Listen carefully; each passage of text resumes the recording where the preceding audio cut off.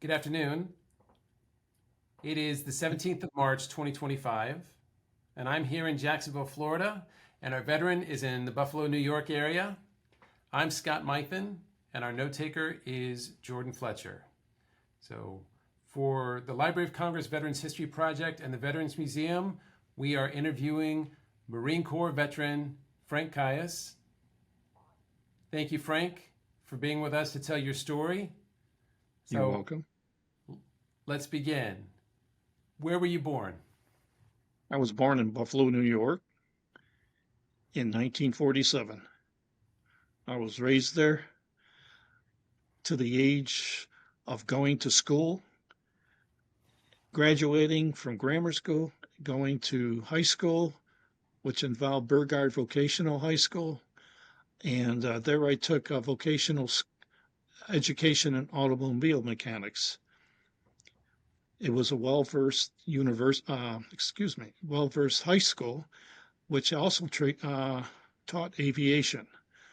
But I had automobile mechanics on my mind to make a living at the present time. I graduated from Burgard High School and I didn't have any job, so I had a family that employed me in a bar where I learned to be a bartender, a waiter, and a socializing a person. My father and mother worked the business also, and I was working at the bar after graduation for about almost 10 months. And then my my friends came by one day and said they're going to join the Marines and fight the war in Vietnam. And I said, wow. I says, I've been thinking about that too. My objective, though, was not to be in the infantry, but to get education from the Marine Corps so I can have some more basis of employment in the military or on the outside. But first, I had to get permission from my parents to to go ahead and make that decision. Of course, my mother was strictly against it. My father, who is a veteran and never liked the Marines, I think that was the only reason why he objected for me to join is because of the Marines. But later on, I found out he got over it. So I did join the Marines. And my buddies and I all grouped up and we took the train ride to South Carolina, got on a bus, pulled up onto the base, Paris Island, South Carolina, and we got an introduction I've never had before, getting off the bus, standing in line, and the next thing you knew, I had no hair. So didn't waste no time in getting haircuts there. Training went great for me. I I like those. I like that system of getting up, running, training, exercising. It worked for me really, really well. Um, Managed to survive, and graduation day came, and I was informed that I have a visitor. I couldn't imagine who it would be. My parents knew that I was able to write a letter, one or two letters home before graduation, and I ran down there in the rain, and I made it to the welcoming building. And who was there is my dad, the guy that didn't like Marines. He had my brother John with him. He's right after me. Now, um, we looked. I looked at him and I said to him, Dad, I says, I'm happy to see you. Did that change anything? You like Marines? And he says, Yes, son, because you're one of them now. So I was really proud. So he enjoyed his whole tour on the base, walking around with me and him and John, my brother, and he met all my instructors. And of course, I got some good reviews to give to my dad, which was important you know. So we did graduate. And in the Marines, we do have to go through a second set of training, which is called ITR. We ended up going to Camp Geiger in North Carolina, and we did, I believe it was 6 weeks there. And I graduated from there, and then I was able to come home on leave. So I came home on leave, and I didn't tell anybody I was coming. So I like those kind of surprises. I think that works really good with a family. And of course, I was lucky to meet my mother first before my father because she always lets out this wonderful scream that she sees me. So, anyways, Frank, when you came home on leave, did you show up in uniform? oh, yes, we did. Yes, yes, we did come home. When we came home from the training, we were in full uniform, and it was not hard to pick me out when my mother first saw me. So then my dad was already in the next room, but he was already hugging me before mom could let go. So I knew they're all happy for me. And so we hung around at home, and then we ended up going to Memphis, Tennessee, which is the main schooling for aviation mechanics.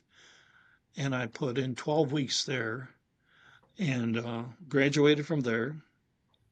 And then at the end of the graduation, there's always a sign-up sheet on a bulletin board the bulletin board everybody reads all the time to know what's going on.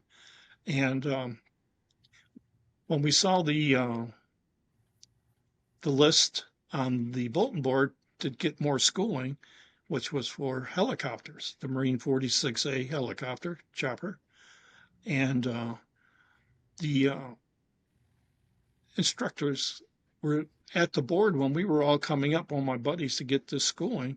They informed us that the class has been canceled only because the United States needed our bodies to go to Vietnam and fight the war. And it was mainly a war effort thing. But they assured us that we could, when the class opens again, to get back into it. And they had our names, and respectfully, they said, we will contact you. So excuse me, we had to accept that. So the next thing we know, we got our leave because we were out of school, and we made it. I took my full leave, and I got to about, like I say, about 3 days before Christmas, that I had to cut my leave short, and we had to report to Westpac, and that was in California at Travis Air Force Base. So we left home, and they weren't happy because they knew the family wasn't happy because they knew where I was going. So we left with tears, hugs, and kisses, and I was on a plane, got to Travis. We flew up to Okinawa, where we had a switchover flight, and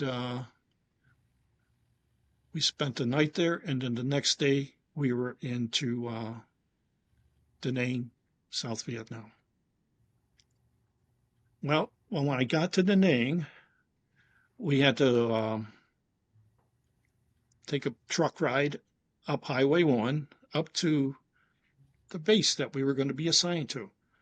So this trip took almost 2 hours by truck, and it wasn't a pleasant ride in the back of a pickup truck. So, anyways, we get up there, and it's nighttime. And when we pull up, of course, an air base is all lit up at night.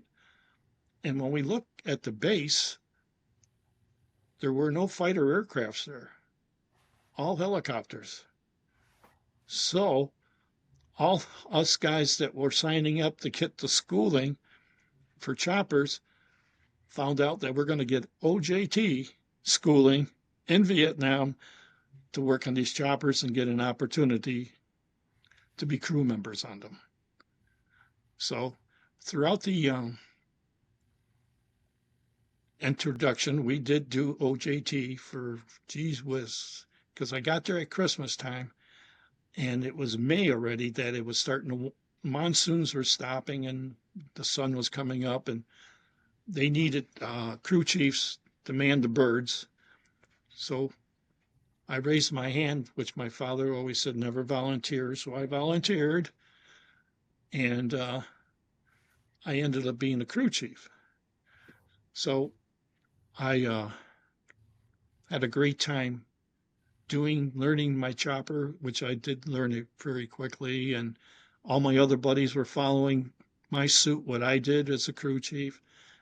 So then we were starting to fly our missions, and I flew all sorts of missions, resupply, picking up wounded, and moving people around, which was a big thing during the Vietnam War. From Frank, one question is, and I forgot to ask, what year did you join the Marine Corps, and what year was it when you first deployed to Vietnam? okay,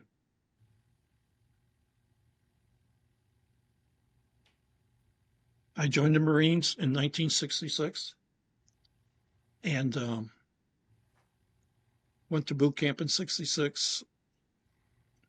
No, excuse me. I went to boot camp in 67 and excuse me, I've got that confused because I have other dates that are coming up. It was 66, the end of 66. I'm confused for a second here. Scott, give me a second, please. Okay. Um, What year did you graduate from high school? 65. And I joined in 66, early 66. Yes. Okay. I'm good now. I joined in 66, 1966, and that was in February of 66.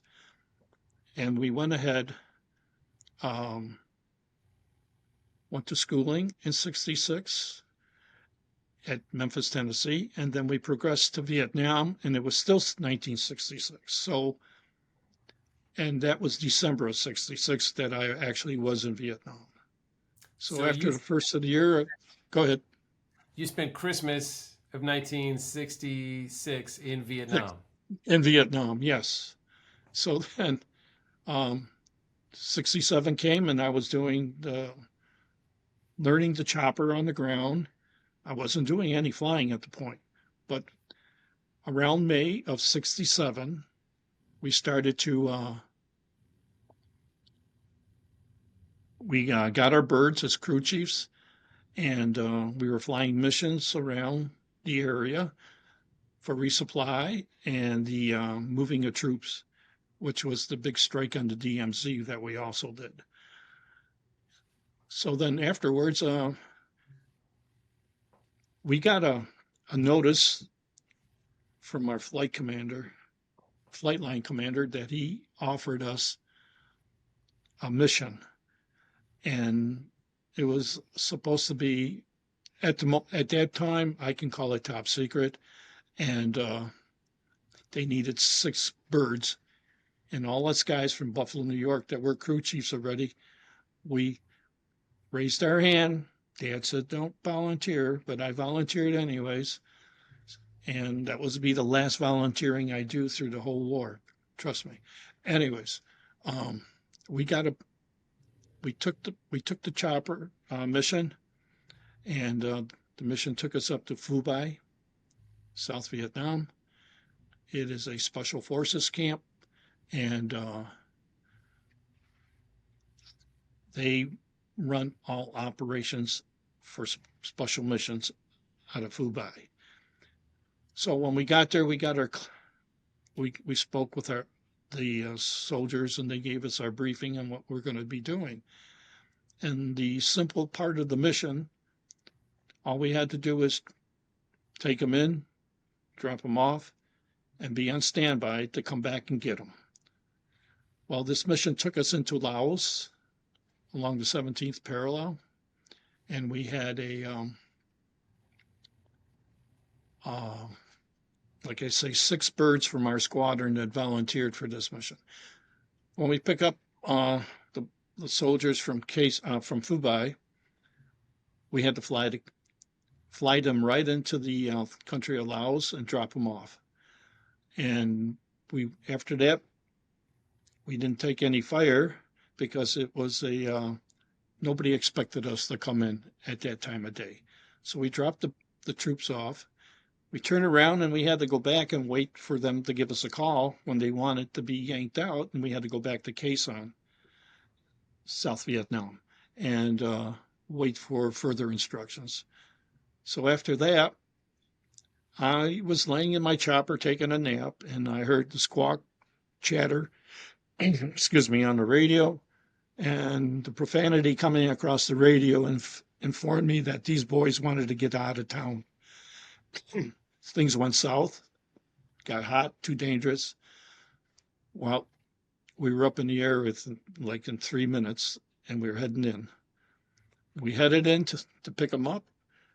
Again, there's six of us to pick up our teams. One chopper went in, he took fire, he went down. Another one went in, he took fire, he went down. The norm call is no more choppers come in for a rescue because if you lose, it was too dangerous. Well, people that were still up in the air didn't look at it that way because we're in another country and you didn't want to leave up-team people still left behind. So we flew in, not me. Another one went in and he got shot down. That's 3 birds are out of 6 now. Nobody's been removed yet. I have no idea why my pilot decided to make the 4th move to go down. Well, I know my gunner and I looked at each other. We had knowledge of what was going on, and we shouldn't be doing this, so we got to do it. Nobody shot at me going in. Not one shot. Nobody. We come in, landed in this LZ that had 3 choppers still down in it. We loaded up our team, and my pilot calls on the radio to the other choppers, and I did not know the CO from my squadron was in one of them birds.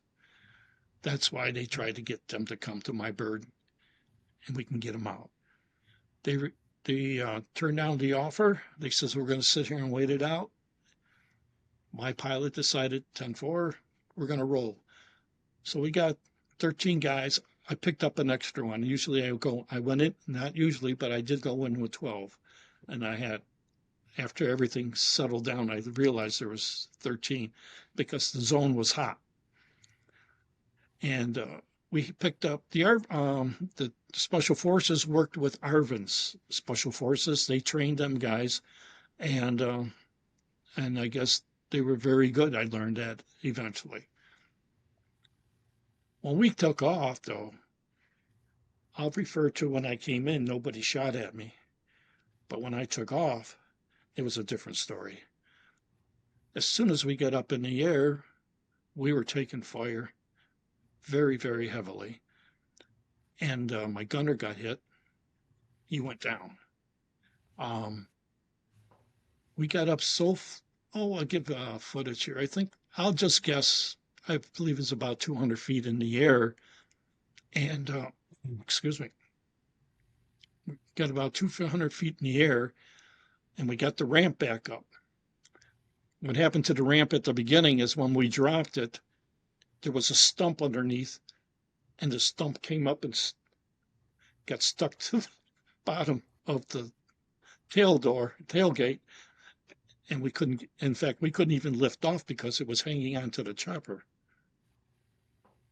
So what we did then, we freed it, and then we went off, and then we started taking that fire. And like I said, my gunner went down, and I felt the rounds coming up through the bottom of the chopper, through the back of me and in front of me, and I was made it to my gun. And the next thing, I didn't hear my motors running. We have those two T-58 jet engines in the back. They just died down, and that was it. They were gone. I knew right away we're going to crash. So when I got to my gun position, I figured I'll take as many as I can down with me, and I was cranking away with a 50 caliber that I had on the bird, and it was Christmas as May, all them flashes coming up at me from the bottom, and I just kept cranking away, with my gun, and the next thing I know, I can see the treetops coming up, and I said, "Oh, here we go." So the chopper come down very quickly then, and we crashed. And when we crashed, all of a sudden there was more shooting again.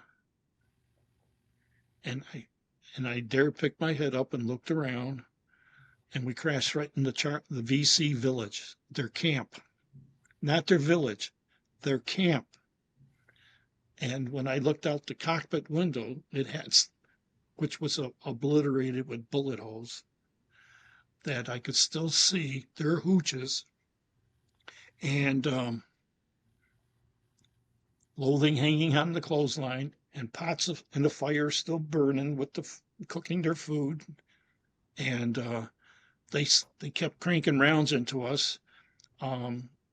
Then I found out I had 3 special forces guys on board. That's where the 13th came in. They wanted out. And I had 10 ARVNs. During this moment, all of a sudden I get hit. I got hit in the side, right under my left armpit. And then all of a sudden the shooting's like quiet down.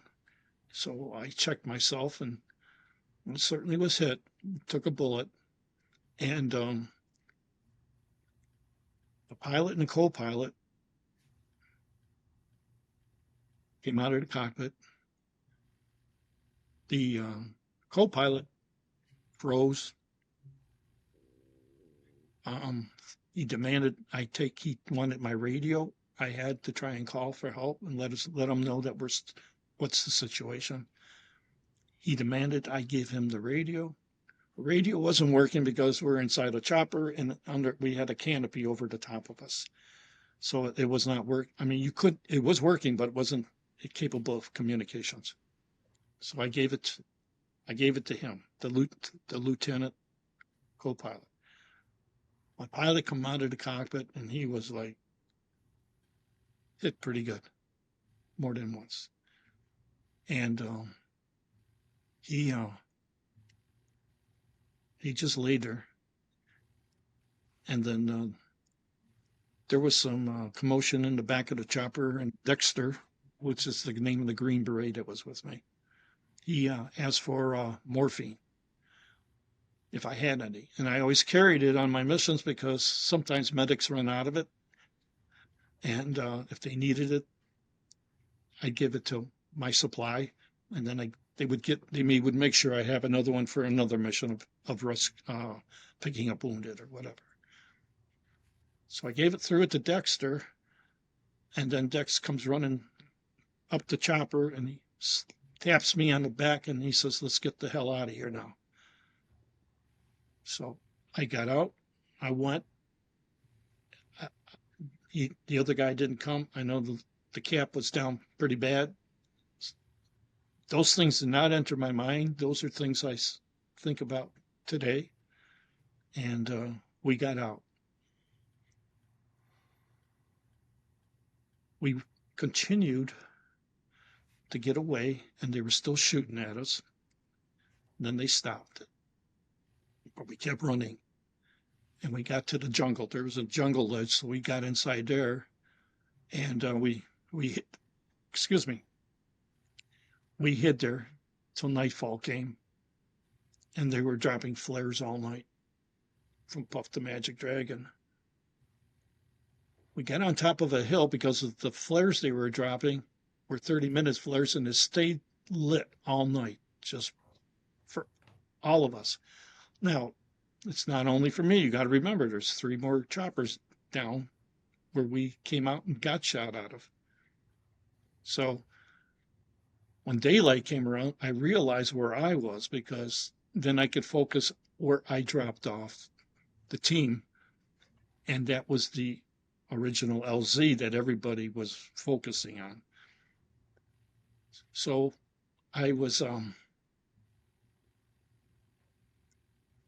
seen a smoke be thrown out, and Dexter saw it too, and he says, "Well, they're going to go and come in for an extractions." Then we heard choppers. We had choppers coming around. It was my squadron. What was left of it? They called more up from the south, though. They flew in, and I was under suppressed fire from my own helicopter friends because they did not recognize me on the ground. So we opened the the norm to recognize a American is open your shirt so they can see your white skin. So, Perillo, if I ever see him. Anyways, he was cranking rounds, and he I guess he just saw people and he thought he'd eliminate as much as he could. So, anyways, they went in there, they picked up everybody because they come in one in after another, got everybody out. I learned afterwards, and then they were gone. Nobody came back. Nobody decided to check on us, or what was that, or somebody observed us on this hill. So we sat down, we lit a cigarette up. We were smoking a cigarette, and all of a sudden I hear this airplane. It's a Sky Reader, and it's a prop job. It's not a jet, it's a prop. I see you nod. Okay, sir. He come flying right over the top of us. I mean, so low I could see him because when he looked out the cockpit, I could. He's looking us over, and he went straight up, and he gave me the Navy roll, and I says, Dex, do you know what that means? He goes, no. I says, he acknowledges he's going to be back. We hoped. So we sat there and waited and waited and waited, and nothing came back. Dexter was impatient, and he says, let's go. So I have no compass. He has a compass. He knows the area better than I do. So he says, northeast is our walk out of here. So we're going and going. We got to nighttime again. We just survived the night out there by ourselves. As soon as it broke in the morning, we started out again. And then we found a creek, and we kept walking in that because then we wouldn't be leaving any tracks or breaking branches to walk. So Dex says, let's keep doing this. So I learned a lot of things that day. We cross into this creek and we're walking it, and then there's a village there. Nobody's around. So we just kept going down the creek to get away. We decided, Dexter says, we got to get out of the creek to come back into northeast. And I says, okay. And there was an opening there, a clearing, and it led into the jungle. So we lay low. We had to have a cigarette. We smoked a cigarette. I can't forget those details because they calmed you down a little bit. So we went ahead and waited for an hour to see if anybody was following us because we crossed off that village. Okay, decision made, agreed, let's go. So we started walking. We walk into this space, this little opening into the jungle. And sure enough, it's all cleared out like it's made to be handled people moving from one place to another. As we walked in a single file line, and some of the things that happened in the crash I'm going to refer back to where the Nungs, or these Vietnamese soldiers, didn't have weapons because everything got shifted around and nobody could find it.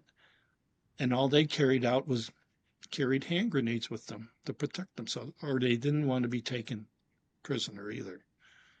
But I interpret that. I didn't know why they did that.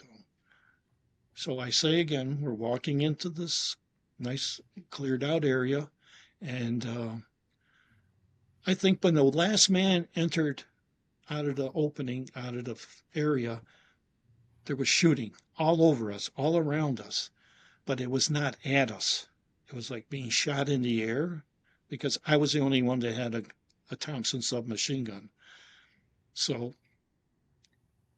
when they when the shooting, first thing we all do is just hit the ground, hit the deck.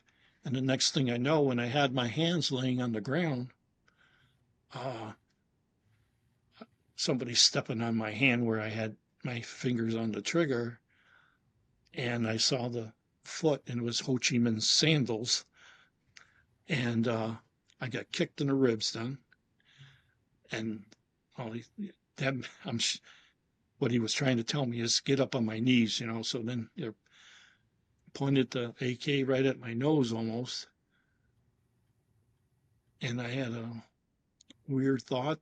I says I always wanted to know what it'd be like to get hit with one like this in this position. Well, that thought left my mind immediately, and then I fell on top of one of the nuns.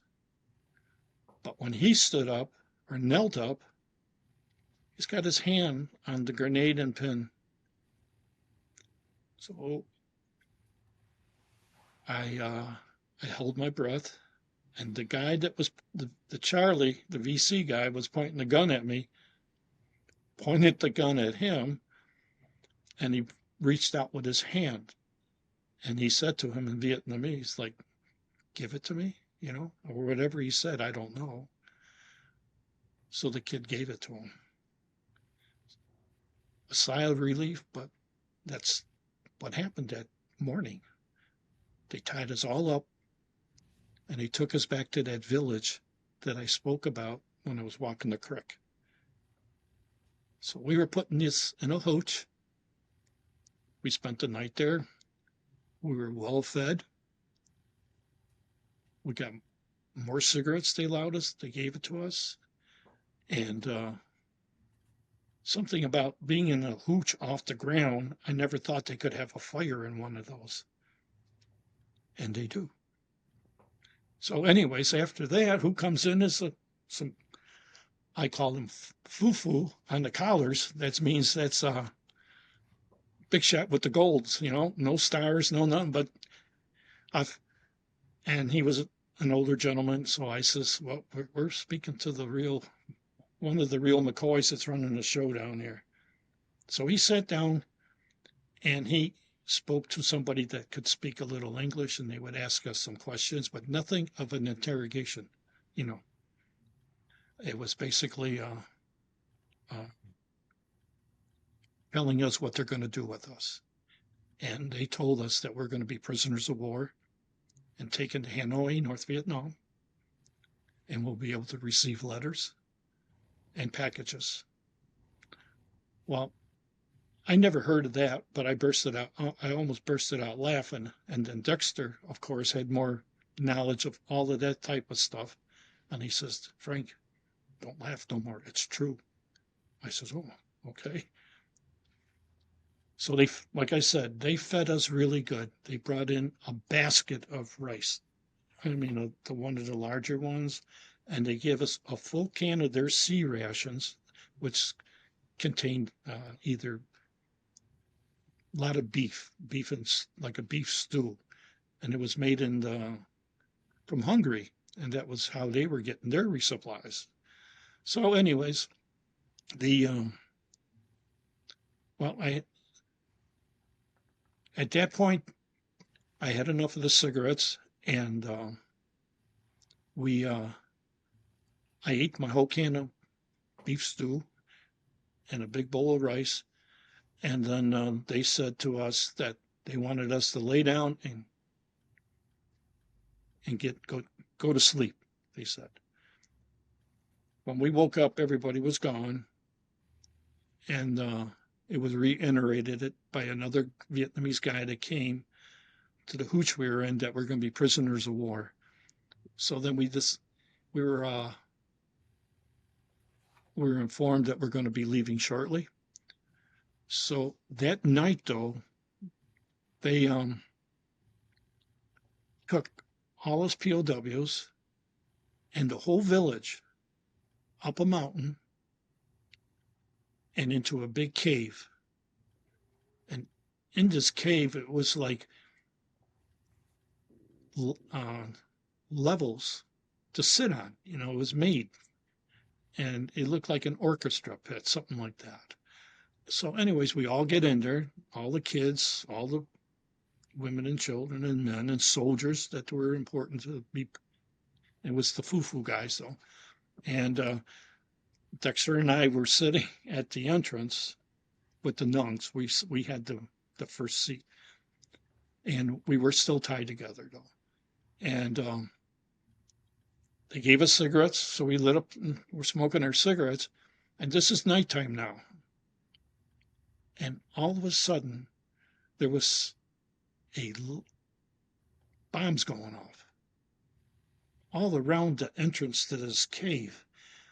And the rocks, there was so many bombs that the size of these bombs lit up everything like daylight, like a giant lightning bolts.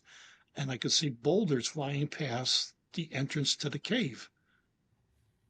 And I already was in it.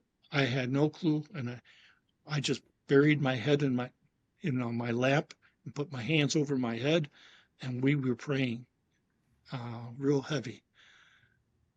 It stopped just like it began, and then we were listening, and I knew how a B-52 operates, where you can't hear it coming, but when it's leaving, you can hear the trail end of the jet engines. And that's what it was, a B-52 bomb drop. Well, we survived it, everyone. We went down back to the camp, and we had our boots tied around our necks, and they tied us together, and we started our walk on the Ho Chi Minh Trail to go to Hanoi, North Vietnam. Frank, a question for you. You mentioned when the chopper was going down, you got hit and had a gunshot wound under your left arm. How did you Yes. manage to in the jungle with a gunshot wound? Well, when I got hit, I checked my wound in the side, Scott, and excuse me, um, and I noticed the size of this bunch of skin gone, and I thought it was shrapnel at the beginning. But when I put my hand back there, I felt just a little bit of blood and water. So I was in some type of shock at that point, I imagine. And I did not find out about the bullet till I got back to my physical exam at St. Albans Hospital in New York, where most of the POWs went afterwards. So I was always under the impression it was a piece of shrapnel. So when I got a call from the naval base and they said, please come on down, we got to talk to you. So I went down and I went to go see the doctor that was looking for me. And they took me into the x-ray room and he says, I said, well, I asked him, I said, what the heck am I here for, sir? And he says, well, we got to show you something. I go, okay. And he says, I want you to look at this x-ray. I says, okay. And he says, I says, well, that's a guy with a bullet in his shoulder. And then I says, that's my name on the x-ray. And I looked at him. I says, what is this? He says, you stopped a bullet, dude. And I said, you're kidding me. Well, I didn't believe him, but my name was there, and it was like a shock thing. So I says, okay, sir, I believe you. I says, what should I do about it? He says, well, we say if it's not bothering you, leave it alone. And I says, okay. And he says, if you do have a problem, come and see us at the United States Navy Medical Center, and we'll take care of you. And that's the way we talked. And I says, you got a deal, sir. One of the other crazy things that happened in the crash, though, was that um, I referred to shooting my machine gun, and it had these handles on it. The 50 cal, yeah, that baby. When I was going down, I tried to stand. I yanked all of this out. Okay, I yanked this whole shoulder right through here, and then where I couldn't hold on anymore, I went and hit the back of the bulkhead where the flight controls were, and I had come down. I split my I split my lips with my teeth because I was wearing a bulletproof vest, and I hit the vest and I was bleeding from the mouth down. But I blacked out. I didn't go into a blackout stage of not losing consciousness. It was just dark, clear, black, dark. And then it came back. My vision came back. And then when I was moving around, then I caught the round in the same side I yanked everything out on. So the way it hurt me all through my through most of my captivity, that it hurted me, and I believed it was a bullet too. But I with the size of the entrance room, I still believed it was a shrapnel piece of metal that cut me up. Otherwise, I says maybe I do have a bullet in me because there was a bone sticking up in my clavicle here. And I says, well, yanking things out can make things pop out everywhere. And I says, well, maybe the bullet hit something and puts, I was in limbo with that. But when I went back to St. Albans, that cleared up everything. That it was a bullet. Well, thanks for clarifying that. Let's go back to you've got your boots around your neck Okay. and you're tied together and you're walking the Ho Chi Minh Trail. Where did they take you? Okay. We started walking the trail. Um, I was always observant about the Vietnam War, about airplanes being shot down, who's doing it. We were losing pilots in the north, or on the raids, on the runs. Um, I always followed the infantry, and that was, like I say, was a decision that made me go with aviation and schooling. You know what I mean? So I figured if I went and got a gunner, I would get my taste of action, and that would be good enough for me. So, anyways, we start walking the trail, and then we stop. Uh, I'll just say an estimated 6 hours, and we come to a creek, and we have more soldiers guarding us than normal. So what they want us to take our clothes off, and because we were still in uniform, like the fatigues, change out into their clothing that they recognize us. The boots around our neck is in case one of us slipped out off the leash, I called it, and try to run. You can't run in the jungle without your boots. So who comes by when I took my shirt off is a nurse, a woman nurse for the Charlies, and she saw the hole in my back. Well, actually, who saw it was a guard guarding me, and he points to my back, and I says, point to my wound and point to his gun, and I said, "You shot me," and he got ticked off because he wasn't the one that shot me. So he walked away from me, and that's when the nurse patched me up, and she stuffed a ball of cotton in my wound and taped me up with scotch tape. That's all they had for bandages. So I did not want that. I know about getting infected. I understood all of that situation. And before I finished thinking that, I heard Dexter say to me, when we go to sleep tonight, we're going to take that off. So don't worry about it. Just cooperate. Don't make any trouble now. I says, don't worry. I got the picture. So anyways, patched me up. We got dressed. That's when they gave us more cans of sea ration that we had to carry that we were going to be eating. And then when we got to every village, they would give us a ball of rice to have, and that was our food. But with that can of sea rations, the beef stew that we were carrying had to be shared amongst the 12 of us or the 10 of us. So uh, I got the cans. I did. So I carried the cans for everybody. So we continued to walk the trail, and it wouldn't be appropriate if I didn't tell you that we ran across the North Vietnamese coming down the trail. And I think there was a Tet offensive one time at that time of the year in 67. And this was a Tet offensive coming down because Dexter and I talked about it. And these guys were carrying artillery and their food rations and everything. Now we're on a cliff, and on the cliff, it goes down a long way. This side, they got it good. But when they're walking by, they're smacking us, hitting us with, got a couple rifle butts, and all that. But if one guy went over the side, and Dexter is a pretty big boy, I mean, we're all going. So we survived that. And in some of these trails, they don't have a railing on it. They just have free fall. So we made it down past those dudes, never seen them again.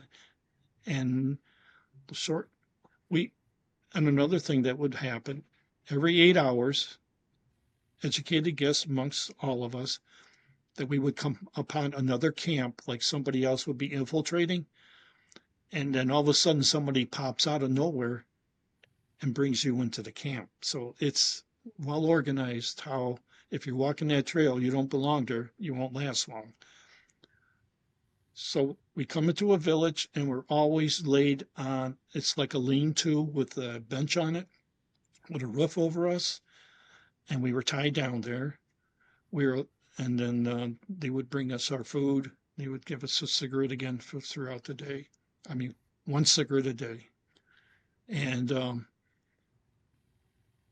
we would just sleep the night away, get up early in the morning, and start the routine. I think that went on for about a week that we kept moving through the Ho Chi Minh Trail. And then several times we had to stop during the day. And all of a sudden, like shorter walking, there was a raid. I believe we're at the DMZ because the way these airplanes were still flying around and buzzing the rooftops, the ceiling of the jungle, we were pretty close to the DMZ because we never, after that movement, after we got out of there, we never seen any more action. But they tied us down to these hooches and they all went in their holes in the ground and covered themselves up because it could have been a bombing range too, no matter what.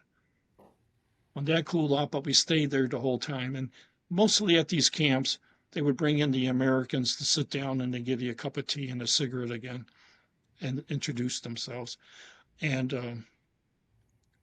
the reason I probably really remembers this part is because the man speaking to me spoke perfect English, clear as day. And he says to me, "I'll bet you're wondering why I speak so good." I go, of course, I had an astonished look on my face and I nodded my head and I go, "Yes." He says, "Well, I was educated at Yale." And he says, "I come back to help my country." And I go, "Okay." So I've encountered that twice, and the rest were always chop suey talking to you in Vietnamese or in English, so it was always an interesting situation. At the end of the walk on the Ho Chi Minh Trail, we come to I don't know how much history, a lot of people don't know that the Vietnamese would carve things out of the side of the mountains and add things over the edge of the mountains to park their trucks, that they would haul their troops and people to a point where like, you have to get on the Ho Chi Minh Trail. These things were amazing. But we came to a stop.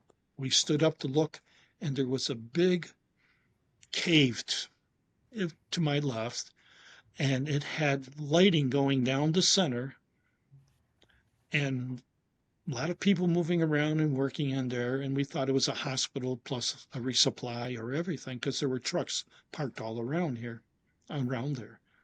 And then, so we got yelled at, and they pushed us down with their rifles, and so we got down. And then Dexter says to me, "I have to take a squirt," and I says, "Okay." I says, "You ask the guard, before you get up, before he shoots you." So, because that's the lingo how you talk now, be prepared. So the guards, Dexter grabbed a hold of himself, and the guard knew what he meant. So he's doing his thing, and he says, "Oh, cripe." And I go, "What?" He was urinating blood. And so he has a problem internally, not knowing what he endured in the crash, you know what I mean? But he also had shrapnel in him that I was pulling out this whole walk down the Ho Chi Minh Trail out of his back from the shooting at the helicopter when we crashed. So he may have gotten some type of, he may have got injured some way there. So I didn't hear anything more about it from him. He was pretty good, a real good guy. A Green Beret, absolutely. So we get in this truck, and then we're about 2 days out from Hanoi. So we load up in the truck, and it's nighttime. And we head out this away from this area, and we go to Highway 1. Highway 1 goes north to south from Saigon to Hanoi. So as we're traveling Highway 1, we have our Air Force, part of their mission's job was always to keep that road disabled. So at night, everyone comes out and comes with trucks and just starts filling up the holes. So you got to drive around holes they didn't fill yet, and they with tons of people just doing their work, their job, I guess. So the next day we stop in a village, and we were interrogated, and it was a long stay there, 2 weeks. I got interrogated, asked the normal questions, the same stuff. They're always pushing for a map, for you to draw a map. Well, I I take fame to being a perfect liar. And when I started to lie, it turns out to be a story that stays the same, that's not never gets answered to the answer they want, and I can control the situation to myself the best way I can. So they wanted a map. I refused so many times, and then I was started to get guarded with no guns but knives. And I going, whoop. So, anyways, I came to the decision to draw them a map of the zoo in Buffalo, New York. So, and then I explained. They would ask me questions to what I draw. Well, I had to draw this a fuel cell. You know what I mean by a fuel cell is something that contains fuel, and this was all around. Uh, and they want to know where that is so they can hit that and make things go boom big. So, anyways, I drew that, you know, those big puffy things all over where it doesn't fit in the zoo. But then when I finished writing, I always would draw a nice circle and hold the pen up with sticking into the thing real tight. And I says, "This is the American flag," I would go. They didn't like it because it was his new pen, I guess. So I finished that, and I learned about the North Vietnamese people something. Of course, Dexter and I are separated. May I clarify that? But at night, the kids would come by, and they would stick sticks in through the bamboo where my bed was and try to stick me with them. So when I grabbed one and he had a tug of war, I let it go. He took off and never come back. But the next day, they came back at night again, and they opened up the bamboo and dumped food to me on my bed. Now, the food is what we call potato chip. They would have sweet potatoes, grow them in their fields everywhere. They dice them up like a potato chip and lay them on these giant bamboo baskets out in the sun. And they would dry up without them adding anything to it. It tasted like a potato chip. So these kids, without sticks, dumped all this, and I had a meal. So I enjoyed it.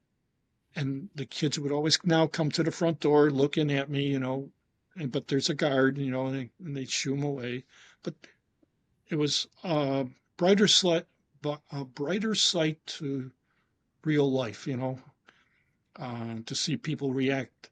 And I mean, even if it's your enemy, I mean, to see that coming, it perked me up.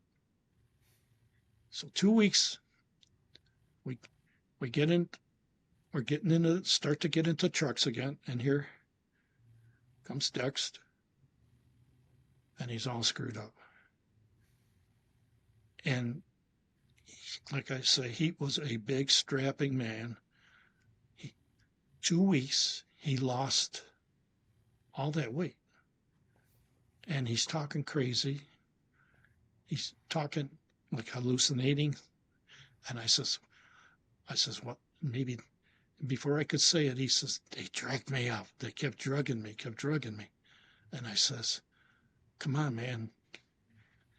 And I says, talk better to me. Talk better to me. And he goes, I don't know, man. I don't know. That's the way he was. So we gonna take this ride, and I believe it's another 16 hours from Hanoi or so, maybe less. But we stopped again in another village. So we pull into this village. This is the beginning of a new thing for me, to be walked down a gauntlet of people screaming, throwing anything they can get at you, try to hit you with bamboo sticks. I mean, the guards can't get it all. Try to get you back as one piece back to Hanoi, what they're trying to do. But Dexter is still in this condition, and I get him off. Now I got this messed up left shoulder, but he needs help on his one side that ain't working good. I got to use that shoulder to carry him or get him through. So he says to me, "Gotta take a leak." I go, "You can't do that here." He says, "They'll cut it off, or you're gonna get in trouble. They're gonna beat you up." Well, like I said, it wasn't the guy I knew prior to that last interrogation. So he whips it out, and he's playing like a little kid, pretending he's got a machine gun in his hand, making ta ta ta ta ta ta. There's nothing I can do. So we finally got done with that, and we're walking down the gauntlet now, and we get to the end of the village. Not too bad. Couple bumps here, couple bumps there. And we get to the end of the village, and there's a building for us that they're going to keep us POWs in. But he already has gotten so heavy, I had to lay him down and sit him down on the ground against a post or a pillar. And I turned to the guard. The guard knows our names because he says, Dexter, Dexter. I says, Boxy is doctor in Vietnamese. I says, Boxy Dexter, okay? And I had to say it 3 or 4 times, and then he disappeared. And then Dexter went down. He was foaming at the mouth, and he slumped over. I dragged him out, tried to resuscitate him. At that time, I did not know much about that type of thing, which we all dwell on today. And nothing was happening. The doctor comes, and he goes like this to me. He He shakes his head and goes, no. He said, no, no, no. I go, well, the kids, the Arvins, he's part of their lives, and they're crying already, you know. What happened to him? What they did to him? They already realized that stuff.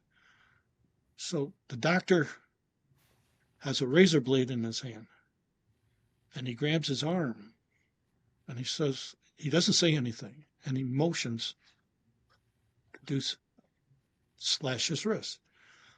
I said, no, don't do that. I don't know what that meant. I interpret it as maybe he wants to say, is he that he's dead? You don't have to worry about it. We're not going to abuse him or anything or whatever. I don't know. Never got an answer. Nobody knows. When I explained that to them, they think, wow, where'd you get that from? Anyways, they put him on a carrier, a cart, not a cart, but a carrier, like a gurney, and they took his body away. I never saw it again. So in this hooch, you know, we spent the night. We all consoled each other. I talked out of the group of 10 guys. One guy was Catholic, spoke perfect English. His father, he comes from a wealthy family. His father owns plantations in South Vietnam.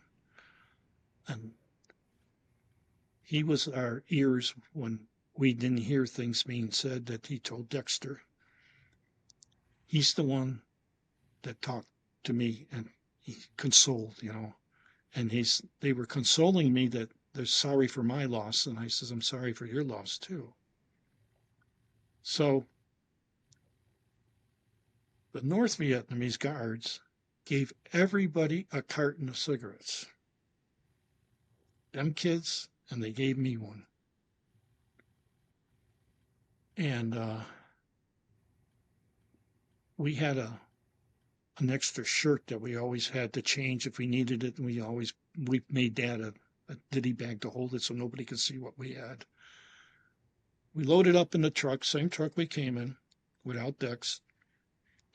We come into Hanoi. Estimates 10, 11 o'clock at night. It's dark. Driving down the city streets remind me of some of the side streets, like where I grew up in, with the colonial house styles, French built, you know, and it made me feel, I thought it was like seeing Buffalo again. That's all I had, you know.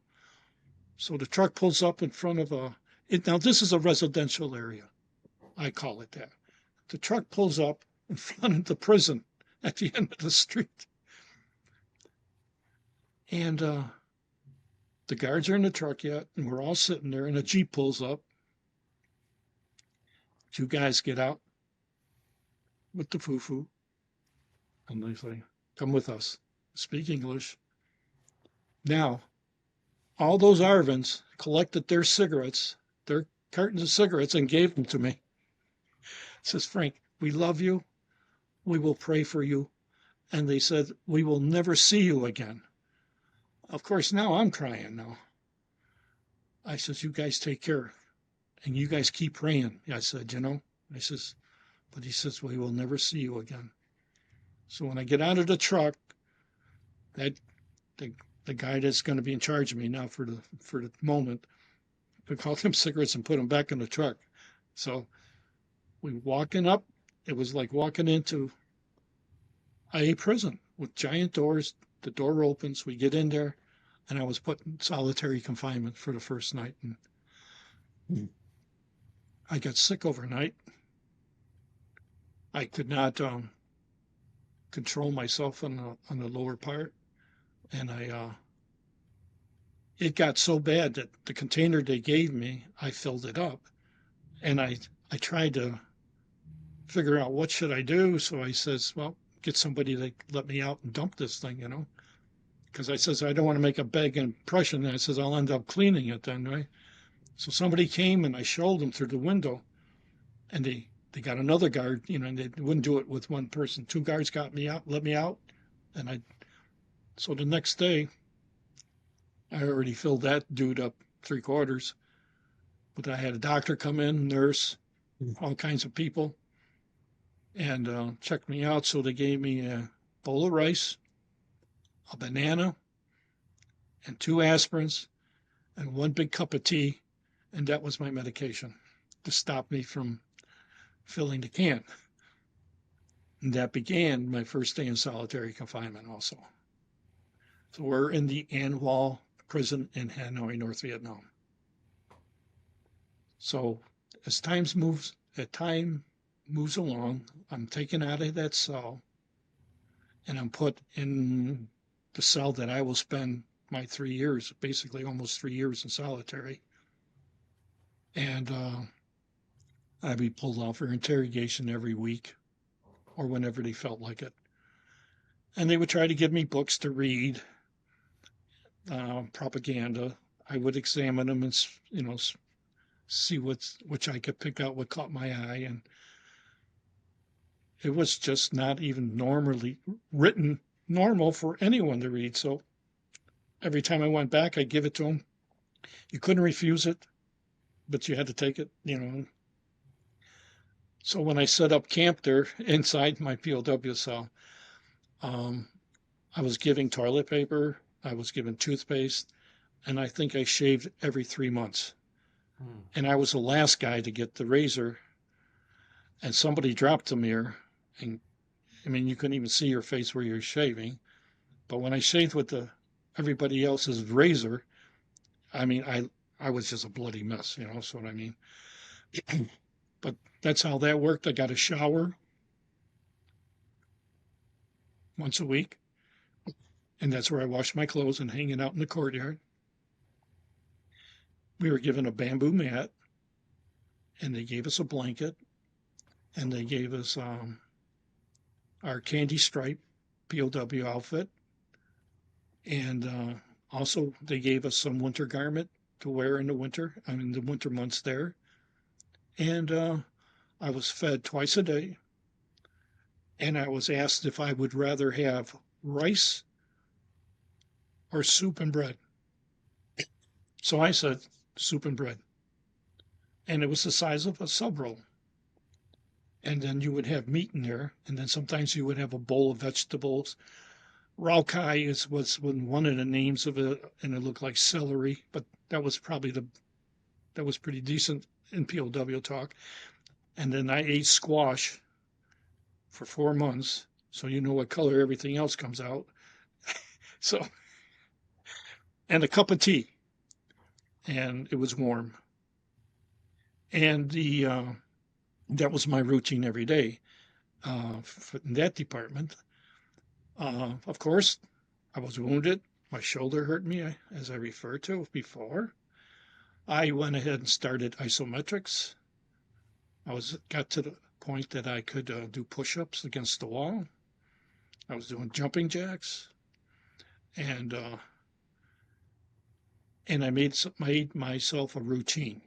I would walk back and forth in my cell. That's where I prayed, thought about family, thought about everything that I've been through, everything I saw.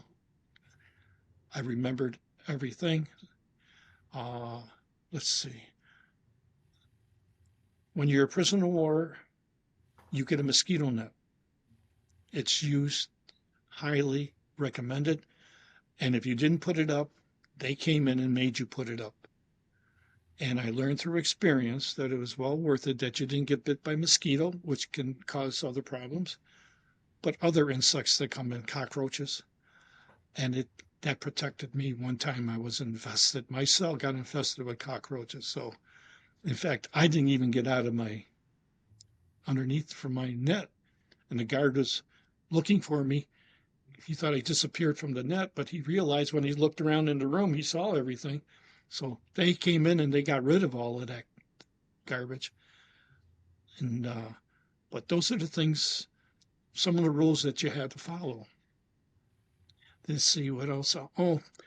Um, with my knowledge of automobile mechanics, I was able to. One of the stipulations from the guard was when you're in solitary, don't pick the whitewash and use it for anything. And I says, Okay. So I took one chunk one time and he never noticed it.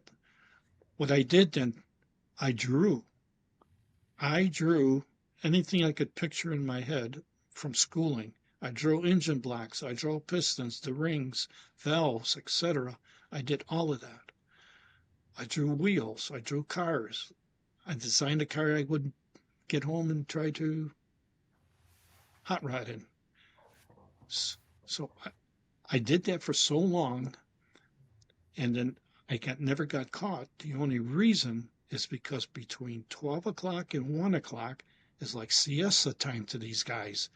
Because if I didn't lay down, they would come to the door and they tell me to point to your bunk, your cement slab, to lay down on it. I go, okay. When they're gone, they were gone. They never checked you. But that I would time it and hear for noises. You know what I mean? That was my other indicator. And then that got like risky, and I stopped. And I says, I already got like I burned myself out in that department. So I had I'm sitting there in my cell one day, and this is the highlight of my a mouse comes in, looks at me, takes off. I says, next day, 2 days, they don't have a schedule, these mouse, you know. So he comes in whenever, you know, and he sticks his head in a little bit. And I look and I'm going, come on, come on, come on, you know. Nope. So I laid some bread down. I saved some bread from my ration. Oh yeah. Whenever he came back, he went right to the bread. He looked up at me and he was gone. Then he stopped coming. Somebody must have found him or whatever. He caught him coming into my hole. There's a hole, drainage hole. When you wash out your cell, the water goes out and it dries up instantly. But I studied spiders. There were plenty of them, and that they would come and just drop down from wherever. So one day I was out hanging my laundry, and I took a walk to look out my door to see what was in the courtyard of the prison because I always heard his noise of banging and everything. Excuse me. So I looked around and all I saw was coal buckets. You ever see those like they have in the westerns? And then they have a handle on it and you bring the coal in from the pile and then put it on your fire. Well, next thing I know is the guard saw me do that. And that was a privilege to get some vitamin C outside. And then when they would give me my haircut, it was never outside. It was always in the foyer of the prison cell. I lost that privilege. I mean, I didn't know that was going to happen, but I would have never done that, you know. But anyways, I lost that privilege. And interrogations, just like I can't even tell you, but they were far apart in between. And then when they made a decision to move me, and they put me in another prison, and this prison door had a full door on it, and they had a piece of wood that would cover the front of the door, and they would leave it open at night so you got fresh air in all the time. But it was a lot smaller than what I had before. And of course, it was the bamboo mat thing and the mosquito net. And I got in some trouble one day there. I had some greasy food from the soup, and the door slipped out of my hand, and before the guard could grab it, and he got all ticked off about it, and he thought I slammed it in his face. So he came after me with this big lock. It was this big and a big handle on it, like a cathedral lock. And then he just worked me over with it. And he left and he locked me in. And then he opened up the front door and there was a main interrogator that was there. And he was walking by in the courtyard. And I'm yelling to him. I said, how about a doctor here? How about a boxy for what your guard did to me?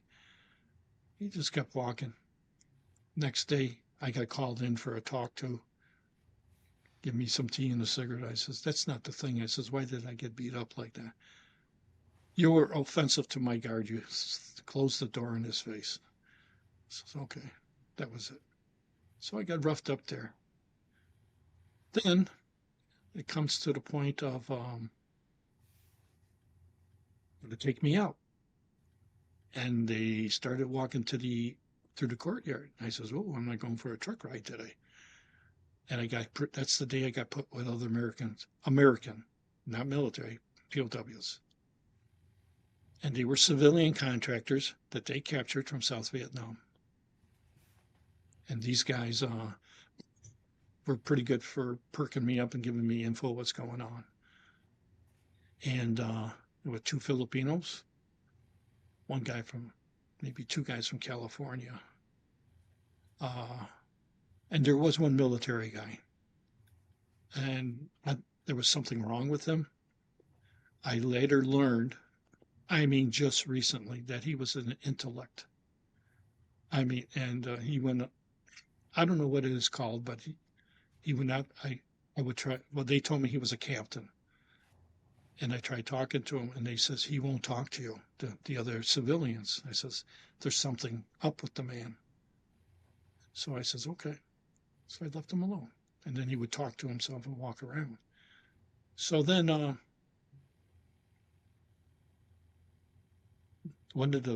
was there almost a week or 10 days, a little bit more maybe. And one of the Filipino guys, there were two Filipinos, says to me, Frank, have you ever heard of the TAP code? And I go, no, sir. I says, what's that? He says, I just received a message and they heard that you have another guest in your room. They called me a guest. So they said, he says, I have to answer them. And I says, well, I don't know anything about it, but go ahead. Tell them my name is Frank. You want anything else information? So they used the TAP code. And I never learned it, but they explained it to me because I never had a chance to use it anymore. So they welcomed me back, and then everything, we never saw them guys, but we knew they were there. So then one day they yank us all out of here now. They take all from my room and they take everyone from the other side of the building. And then that's where we go to the rock pile. The rock pile is the last prison that I'll see. And this was a newly built prison in the middle of nowhere. And it had a brand new building, and rocks were everywhere. Rocks was the yard you walked on, and around to walk up to the building. They had storm windows on it, bars, but you slept on, it was like a straight like this, and everyone slept on like corn stalks in a row like that. And the Vietnamese were very good to us. No trouble with them. They were very, how would I say it, accommodating. If somebody needed something, they got it. If somebody needed a doctor, they got a doctor. So Captain Thompson was in there. He was one of the longest POWs held.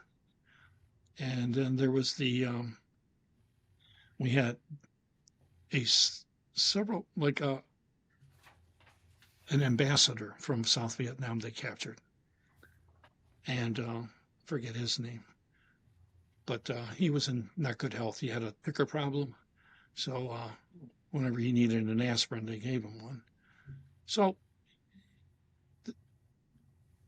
there was a French guy from Canada, and there was several other guys from California. But we're still. I learned something all my career as a POW, and communication with eyes is a big thing. So this one guy, I says, why isn't I making a connection with this guy? He's walk by, he looks the other way. I'm going, oh, There's something he doesn't want you to know.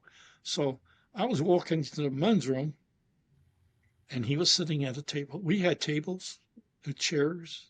That's how we ate. We didn't sit on the bench, on our bed and eat our food. And I'm walking to the men's room, and I look down, and he looks up at me. And he's just looking up at me, and I look down, and there's a picture he drew of a fighter aircraft.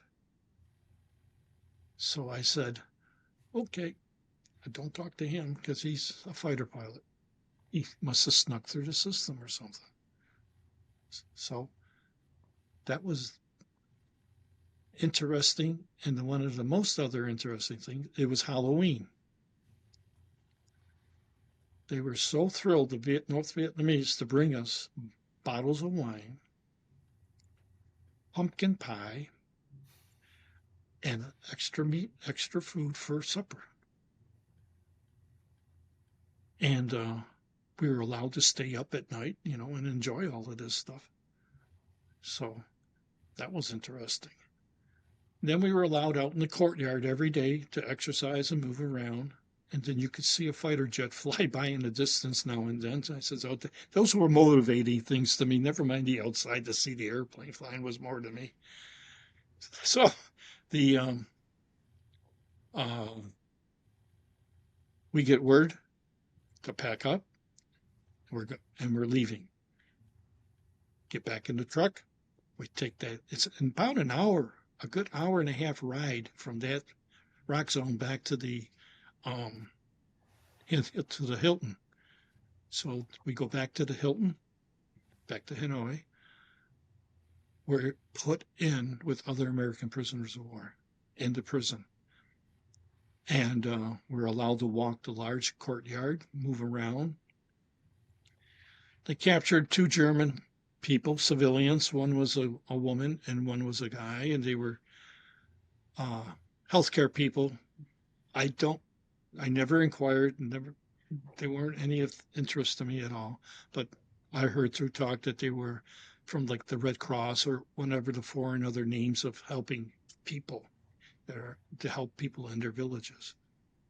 So they captured them and they were there. I recognized another guy that was a pilot from my squadron, but a different shoot down time. I never talked with him, but I recognized him, and I left that be. And I was like in a trance. I couldn't believe I had so many people around me. I had so much freedom to move without anybody worrying to get banged up or shot or whatever, But I was. It took a while for everything to sink in, to really come slow to me. The 3 years in solitary really annihilated me. And I know I can. When you were in solitary, that period lasted for 3 years, and that's where you were you were isolated and you were drawing everything you could remember from like the Votech training on the walls, right? Yes, yes. I never drew anything military. It was just strictly car stuff, Uh, anything that would do military, I would never even draw a helicopter or anything on anything or a fighter jet. Can you tell us why, when you recognized the pilot from your squadron, you didn't want to be seen in contact with him? Only because I I remembered his name, and that would be the only thing. And he was sitting with another guy that was a pilot too. I'm sorry, there were 2 of them. There were 2 pilots. Must have been pilot and co. And they I don't when we locked eyes, but it wasn't the kind of lock eyes that I don't know you. It's the kind that I'm not sure, maybe, or let's just let them keep walking. But I was just happy with my freedom. I didn't want to open up any can of worms. I says, I'm just praying to see and hope that that's what's going to happen, this supposed release. Because when we first got there, these American prisoners of war, is saying they have lied to us before that we're going to be released. And he says, and then all of a sudden nothing happens. And then you go another month or two and they think, yeah, we're going to get released, and nothing happens. But when we got there, everything started to happen. So we, after that enjoyment of freedom, we learned that evening that we're going to be allowed to go to a special room and pick out clothing that fit us for our release. And everybody, of course, is saying, this part never happened before, but always keep your guard up, you know. Well, it it went like clockwork. After we got picked out our clothes, um, that same day we were ready. We were rolling out, and they brought up buses to the front of the prison, and we followed the rules to march out to get on our bus, and it took us to the prison. I mean, excuse me, to the airport. And then we were in that long line, and we were given strict orders not to move, to answer your name, and not walk out away from your position. I go, okay, we can do that. So then when things were lined up, of course, we already are on the tarmac of the airport, and I could see the big hospital aircraft there, and it had the flag and the USA on it. And that was getting more and more perker-uppers there. And there was about 45, 50 feet straight down from me was a Air Force major. He was dressed in his blues. And when my name was called, I was told to walk to him. So I walked down to him, and he's got this smile on his face, and I give it back to him, and I can just feel friendliness. He reached out, and he's reaching to me. He says, "How you doing, son?" I says, "Very good, sir. Thank you." You know. And he says, "Okay." He says, "Now listen." He's hanging on to my hand. That's okay too. He says to me, "This gentleman that's coming here now, he's gonna be your attaché. He's gonna take you, get you on the plane, and he will be with you all the time. If you want anything, need anything, just tell him what the situation is, and he'll take care of it." I go, "Yes, sir." And he says, "Now, when I let go of your hand, we got to salute each other. You understand?" I says, "I got that, sir." So we let go, and we saluted each other. And he says, "Permission to board." So this guy took me by the hand. Now, you know what round eyes are, right? When you hear the word round eye. Well, I had to control myself. And I says, "Wow, there's two beautiful round eyes there." And they were the nurses from the hospital ship. So it was something, war way of saying things like that came out of me, referring to I would never say that in front of them. So anyways, we boarded the plane, and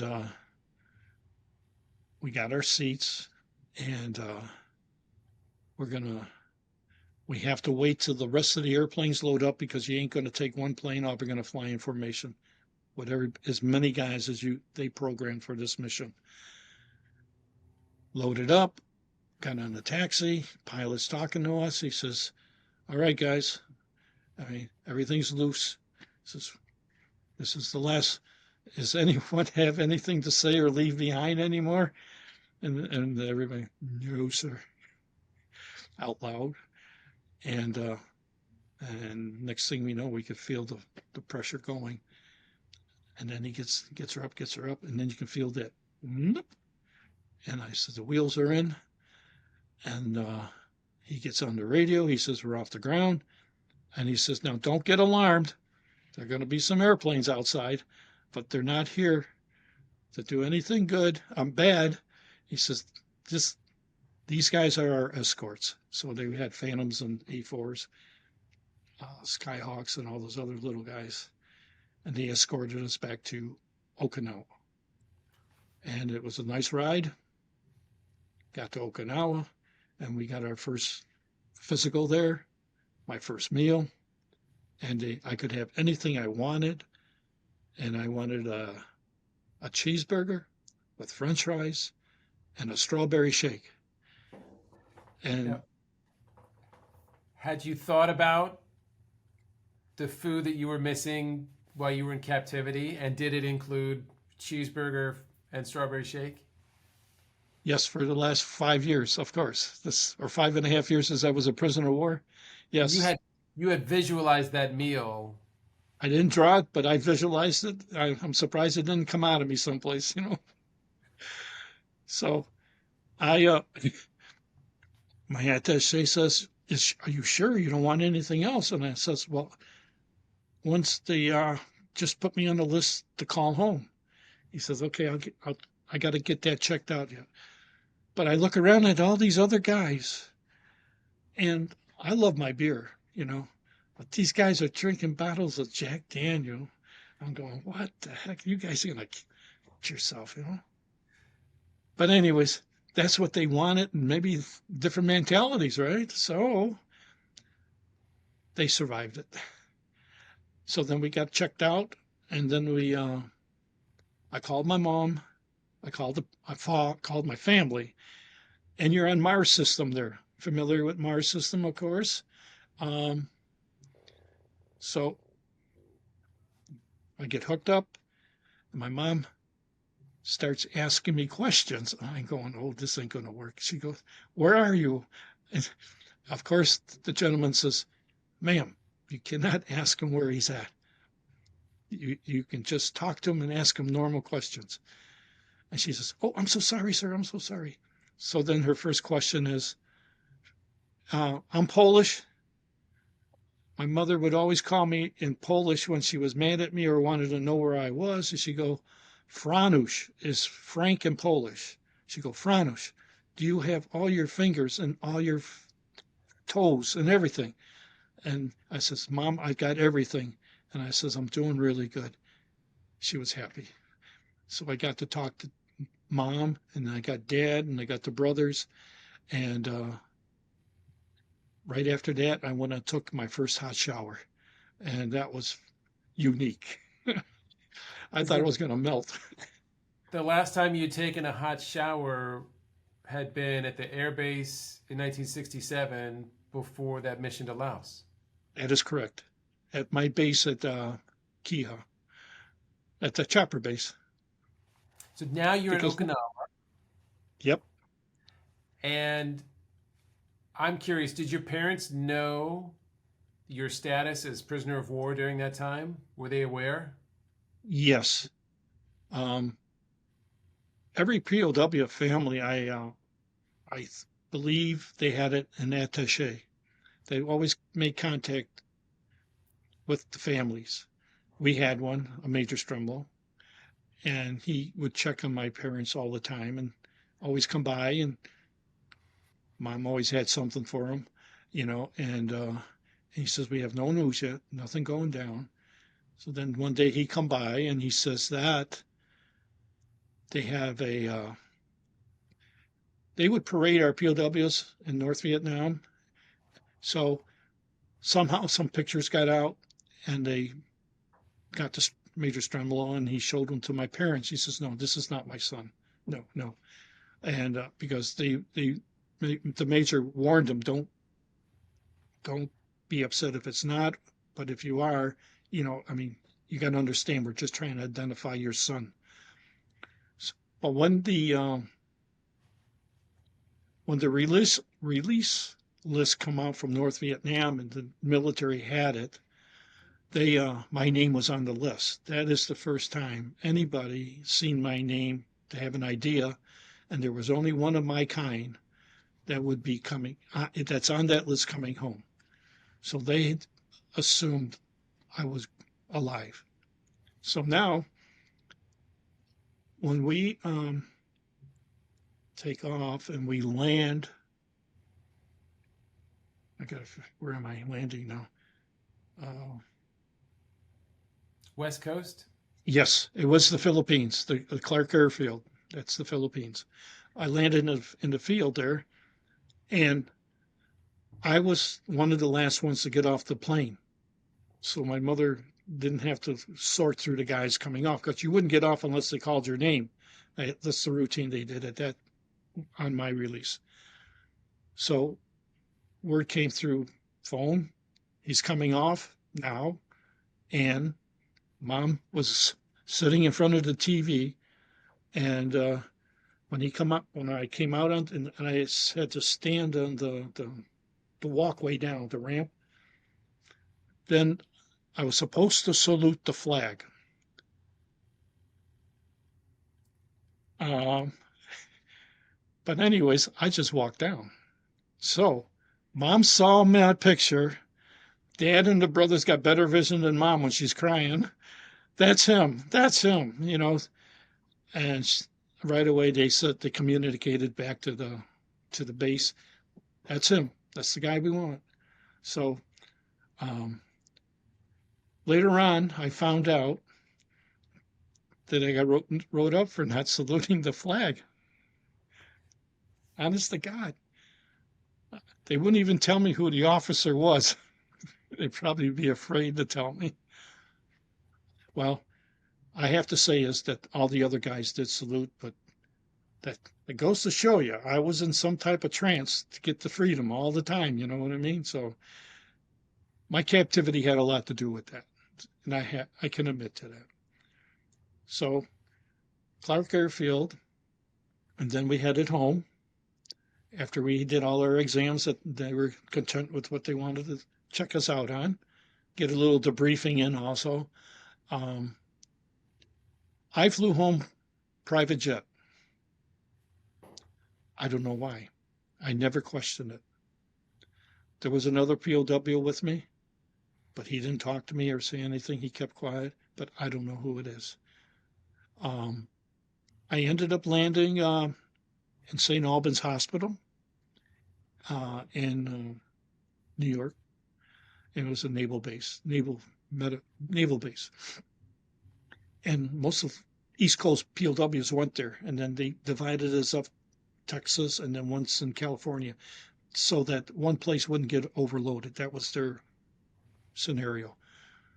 But anyways, when I came off that plane, my parents were right there, and it was an awakening to me to the new trends of life. To see my brothers with long hair to their shoulders, I think I woke up and got revived a little.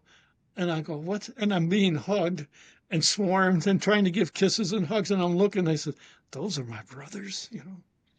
So, anyways,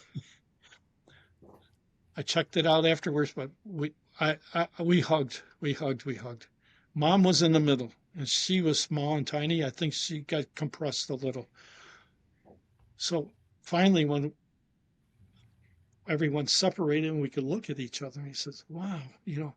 And mom, she didn't care to look. She believed me. All my hands were there, my toes and everything. But she hung on to me. She escorted me into the hospital. And dad looked good because dad had a heart problem. And that was part of my prayers at night to him all the time. And my brothers, I says, you guys look good. And I still ain't saying nothing. And I says, I'll discuss this when we're inside the hospital. But I learned that my brother Jim played music, so that was part of it. And then John, my second brother, after me, he always had little hair. And my youngest brother, little Joe, he was starting to grow, but he didn't play no band. He was still in high school. So, but I learned what how the life was going on, with the long hairs things. So we spent time in the hospital, and we got checked up, debriefed, long debriefing there. We got debriefed. My family stayed with me for a full week, and we got to know each other much better, and informed about other family members and everything else coming in, and they brought cards for me, welcome home. And then I celebrated my birthday, and then of course the hospital, all the nurses took care of me with a gigantic Marine Corps cake, so I shared it with everybody. So then mom and dad had to get back because they were running the business yet, you know. So they went on back, and then I didn't have a definite time of my release from the hospital, but I kept in touch with them every night just to let us know that I'm right around the corner. So got my release, made some new friends, and I flew home. And when I got home, I had the hangar at Buffalo Airport.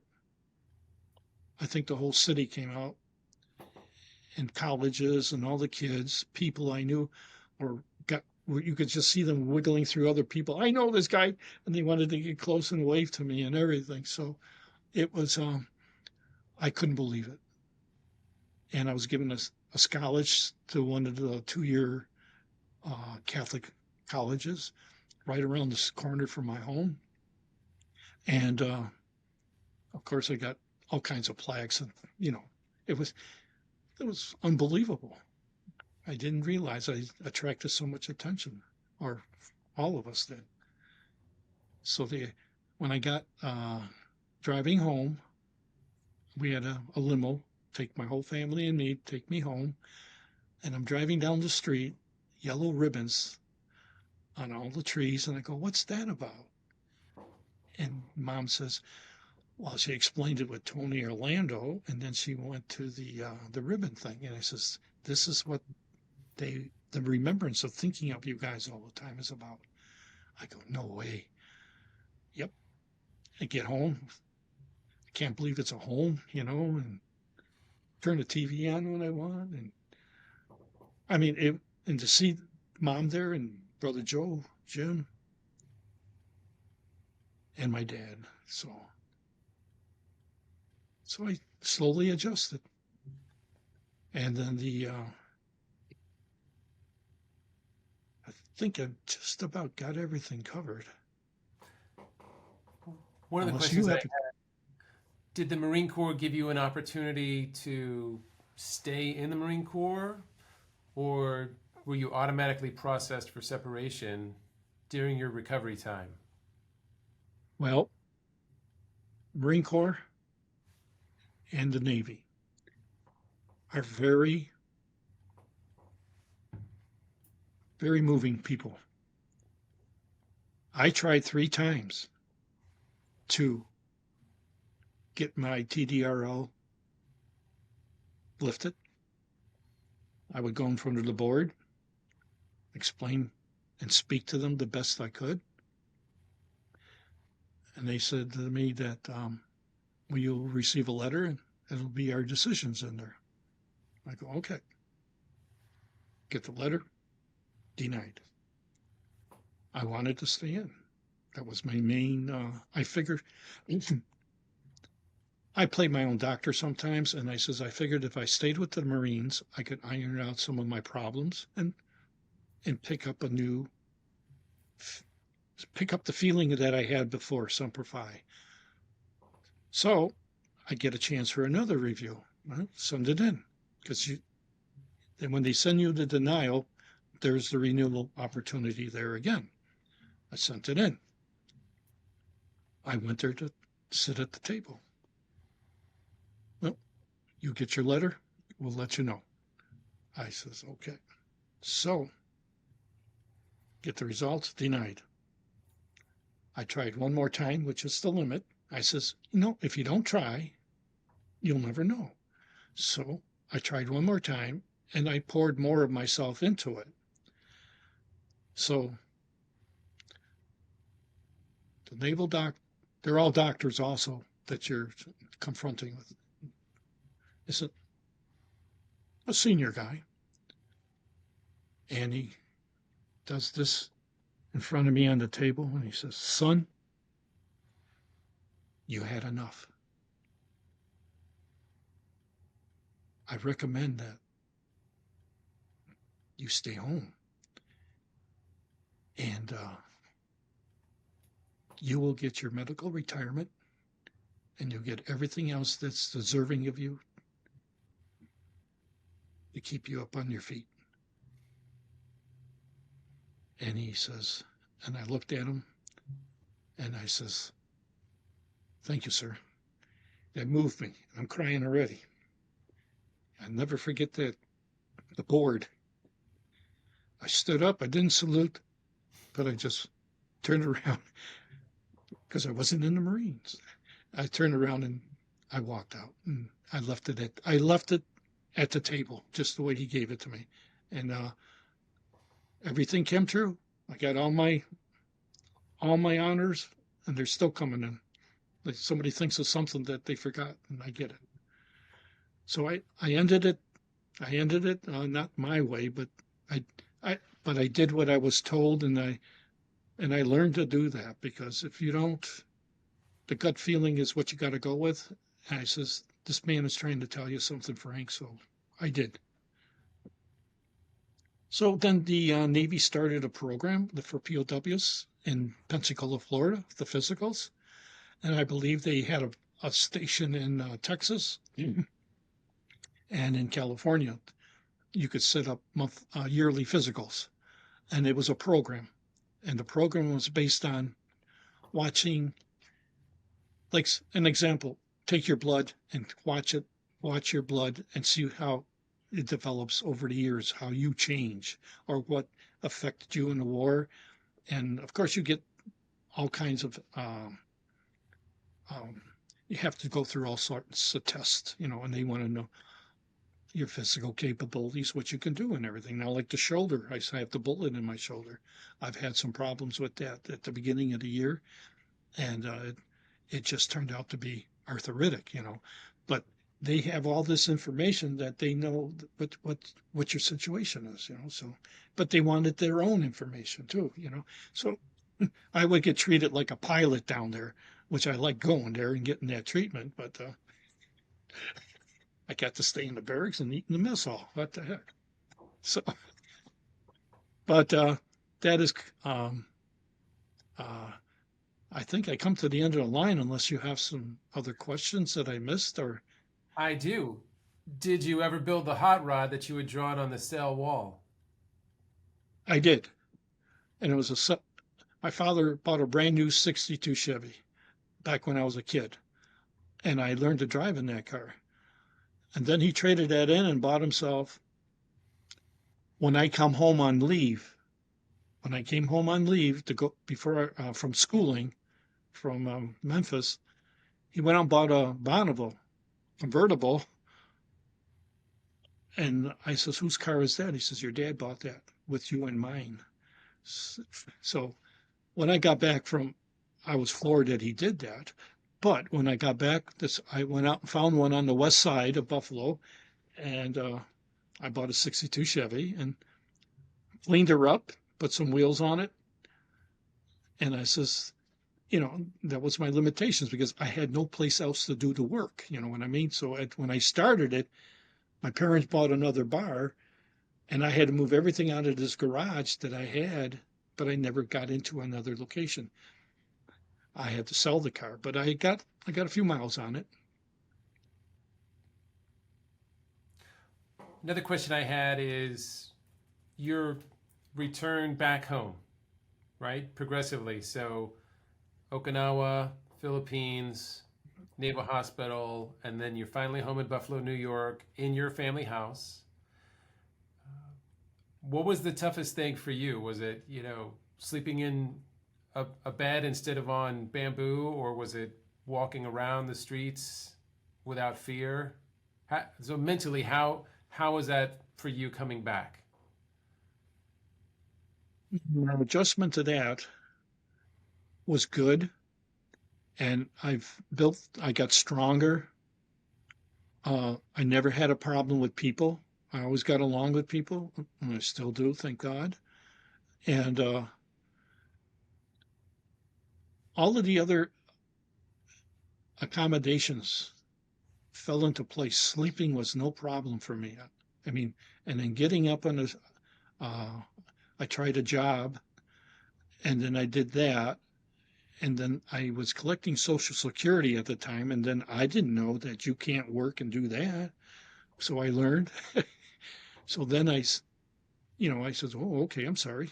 So I stopped that, but it did not upset me. I just continued to move along. And I met girls, I met people, uh, and the schooling, the 2 year college. This is one thing that got me. I was going to school, and I had this is called Villa Maria College. It's a Catholic one, and nuns taught us.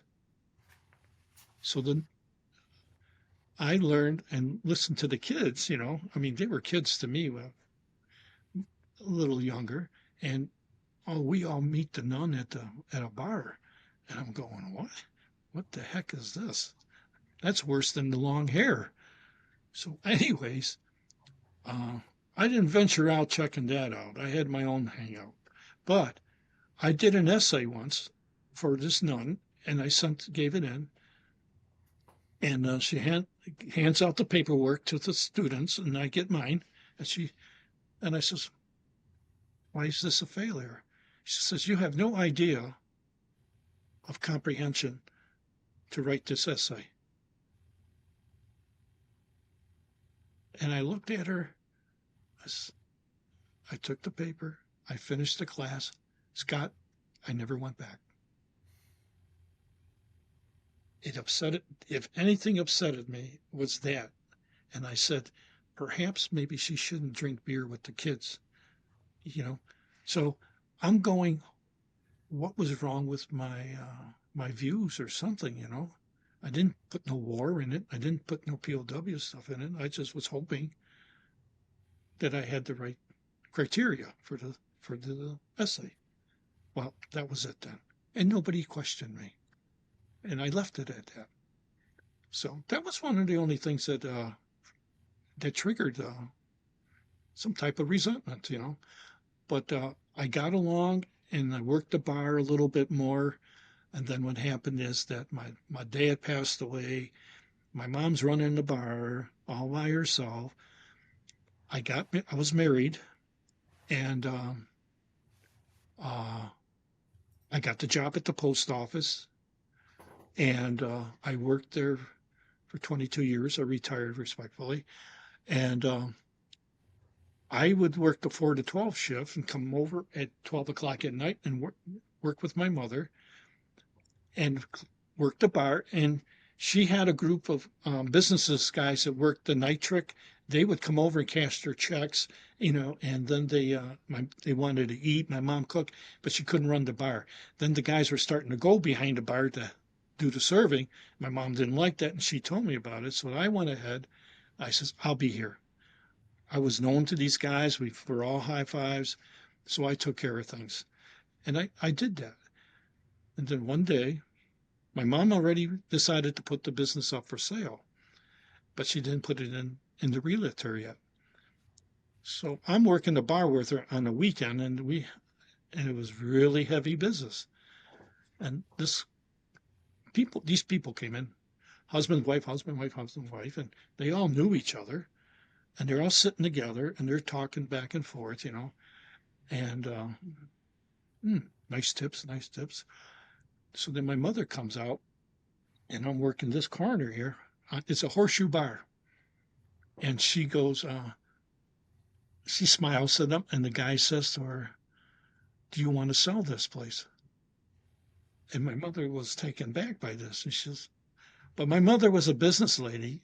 I mean, she knew how to talk to people. So she says, yes, I'm interested. And she says,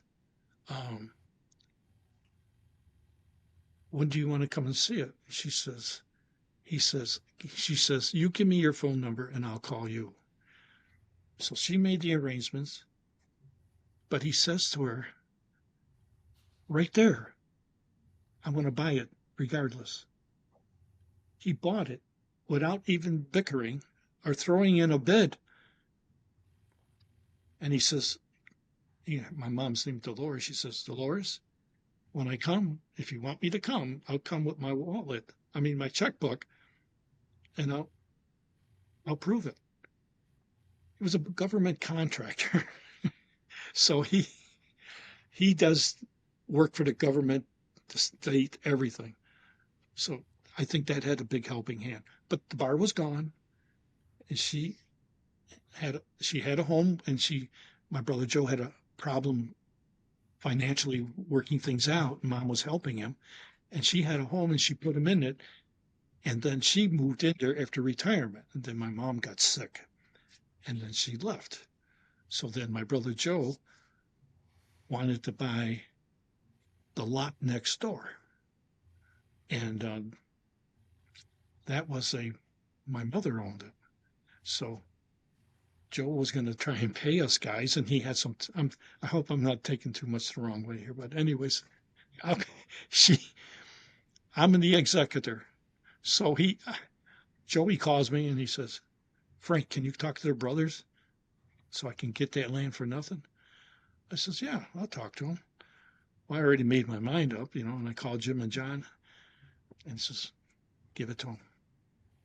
So Joe he couldn't believe it. He still brings it up, and we still get hugs. And he went ahead and built a new home for himself there and his family. And he's doing very good today. And his wife is doing very good too. She makes more than he does, and she works for Moog. You heard of Moog, haven't you? Yeah, so she's doing very well there too. So that's the rest of my family. My brother is a retired prison guard from the prison in our area, and John put 40 years in with it used to be called Union Carbide, but it's Carbide Industries now. 40 years, and then he was having knee surgery, and his wife says, "I'll go get the car." And he says, "Oh, good, then I don't have to walk." Well, she's not coming back. She's not coming back. She had a brain aneurysm in the parking lot, and the car moved forward and crashed. And somebody was walking into the rehab center, and she says, "What do you? Is that your car out there that's in the middle of the parking lot?" I go, he realized something was wrong. So he retires and loses his wife. I just lost mine 2 years ago. How long were you married? I'm married 3 times. The first one, 8 years. And that wasn't because of me. There was trouble at the other end. I mean, serious trouble. So that got absolved. And then I met another girl. And then I have one daughter from her. And she got sick, ovarian, and she passed on. And then my late wife, I knew her husband, and they all came to the bar. Every one of these girls come to the bar. So, uh, so her husband passes away, and he had cancer too. So now everyone's cooking me food after the wife passes. So my sister-in-law, and then Carol, and next thing you know is she's got 3 kids. So I inherit a family. So everything's great. And we put 22 years together, and then she had a condition of AFib to begin with, and it got worse, and it got the better of her, and God took her. So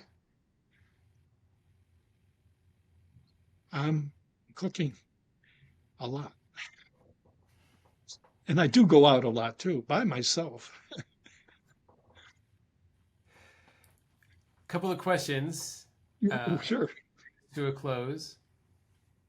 You had mentioned during your time as a POW some things that perked you up, right? The North Vietnamese kids, the first couple of weeks, that brought you the sweet potato chips.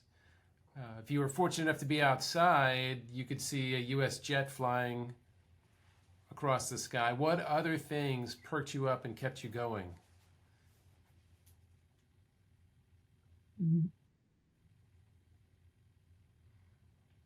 What's going on around me is one thing, because I witnessed uh, only through hearing the bombing of North Vietnam. That is a real thing.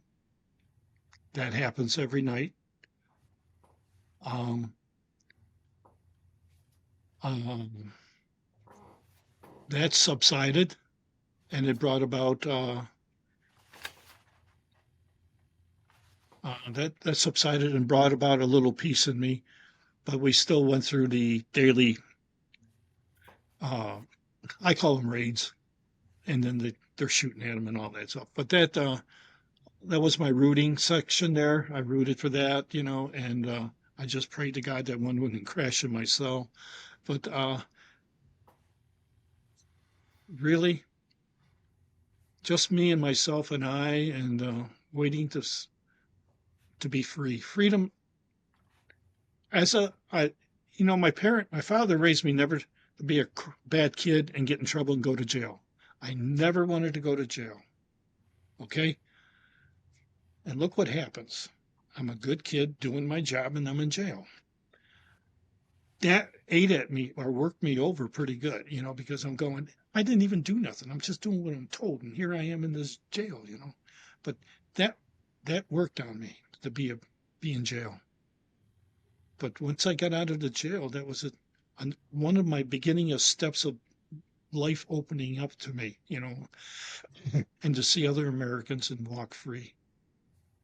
Outside of that, Vietnamese people are nice, good people, and it's it's war. Yeah, it happens on both ends what they do. But there is, you know, if I had more people around me, I think that would have been a different thing. I mean, with the community living, they call it. But that's it, Scott. That's all. I mean, from my heart, really, I'm content. That's great. I'm so glad to hear that. Um, the Army Green Beret that was on the chopper with you, Dexter, Mhm. you took care of each other on that long walk through the jungle. And I know he meant a lot to you. Yes. Have, have you had an opportunity to tell his story to his family in the intervening years? I run into a brick wall when I do that, Scott. You know, and my pilot's wife, I have talked to her. I I have military noses that I have declined to speak with them. I went to the 50th anniversary for the POWs in California, and Captain McGrath was there. I communicated with him. He's a former prisoner of war, and he says, "Frank, uh, Captain Hanson's wife is going to be there, and she wants to speak with you. Will you will you do it?" I says, "Yes, sir." I says, "I want to speak with her too." So we got together and we talked, and they want to know everything, and you have to already prep myself for that part.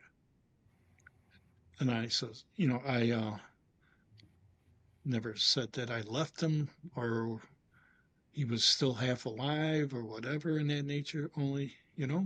So I told her, I says, it was a tough situation, and I explained to her, I says, we crashed and he was hurt pretty bad. And she was a smart lady. She's very, very elderly today. I mean, I don't realize that, you know, I was younger than Captain Hansen and his progression, but she was very, very cordial with me. A hug, which was great. I asked her, did I escort her into the ballroom to her table? Because we didn't talk in the ballroom. We talked in a private cafeteria. And she says, I'd be honored. So I accepted that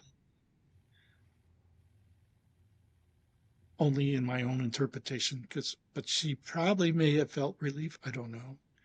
But I escorted her in, and before I left, I made sure I went up to her and I wished her goodbye and gave her a hug again. Now my wife wasn't with me because doctor said she couldn't fly because with the AFib, so I had to do the reunion myself. And so that's why I was doing a lot of that stuff by myself. And I don't do Facebook much. I don't do any of that. But I see that I have an account that's I've seen some mails, and one of the emails I get is from A.D. Dexter, the daughter of Sergeant Dexter. And she left information. I did not go that nature yet. But I have to tell you, I have been thinking about these things, and I do have her to reach out to, so I may do that. I'm just telling you that I've been thinking about her especially.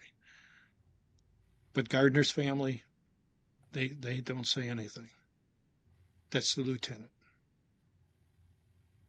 I completely understand. And thank you for sharing that with us. I just had to ask. Mm. I know you raised your hand to join the Marine Corps.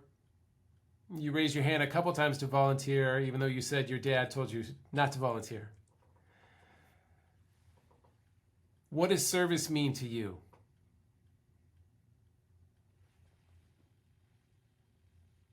It's being part of a powerful machine, and something that I could support and work with. And I had all the feelings for the job, and I had the thinking, and I wish I could have stayed in because I thought that could mend me up some more, help me recover quicker. But that was the main thing, that I could get an opportunity to do my part, because I didn't believe in from what I heard of why the war is going on in Vietnam, and I just wanted to make sure that I could get there and try and do something. But I also thought of what coming home and being part of us protecting my country at home too, you know, and everything else that goes with it. So I always wanted to be a Marine. So, and it's not something that I dreamed up. It just comes out of me automatically. So I know it's still in my DNA. So, Well, Semper Fi. so Frank, thank you so much for mm, taking the time to share your story with us. We are grateful and we appreciate you and your service to our country, the United States Marine Corps, and I just want to I just want to salute you. you're welcome, and congratulations on your retirement. And I enjoyed your company, and thank you for being here. And you're doing a great job. And I wish you luck for the rest of your career in doing this job you are involved in now. Thank you, sir. Take care. You're welcome. You too, sir.